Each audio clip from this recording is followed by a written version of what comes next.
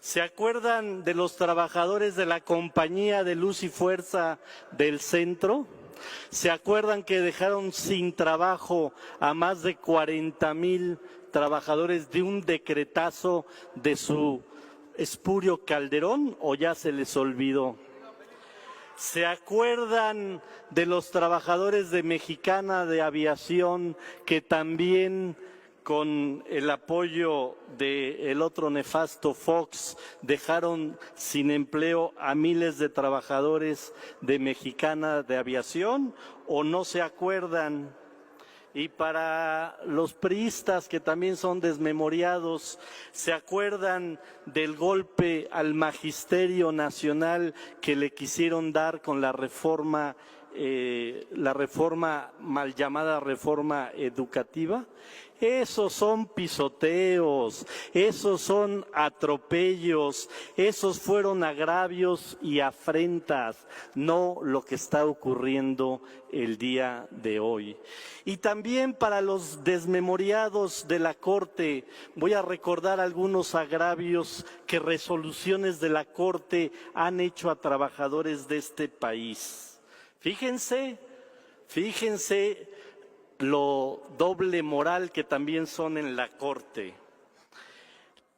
La Corte limitó a 10 salarios mínimos la pensión de trabajadores de transición bajo el régimen de 1973. ¿Qué dijo la Corte? O sea, para los trabajadores en general de México les limitan sus pensiones. ¡Ah, qué chistosos los de la Corte! Pero para los trabajadores, los funcionarios de la Corte, todo el tipo de apoyos y todas las pensiones que sean ilimitadas. ¿Qué dijo la Corte el 24 de enero de este año?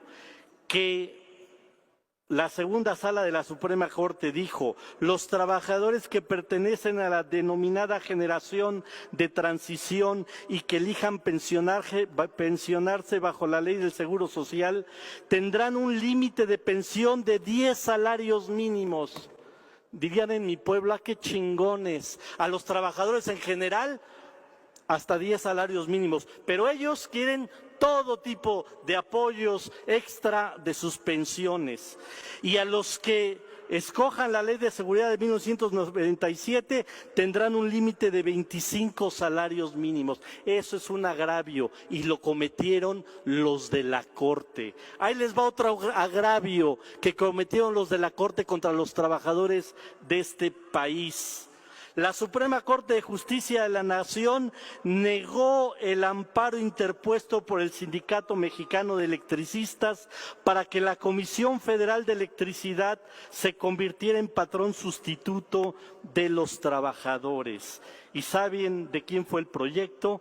Del ministro Luis María Aguilar, y afectó a 16,000 electricistas.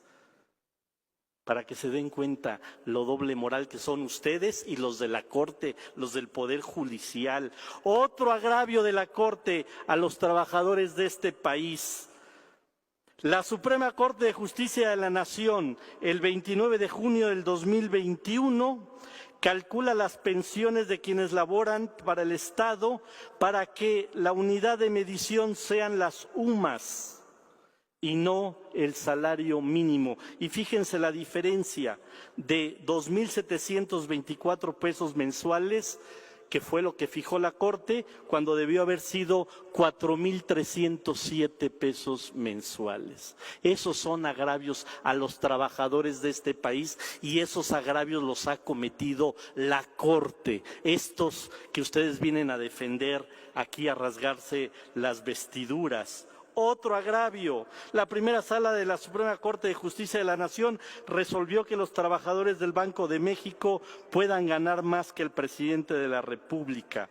Esta resolución que hoy da luz verde para que los altos mandos del Banco de México mantengan salarios en el nivel que percibieron en 2019. Y también los propios de la Corte se autoayudaron con esta resolución.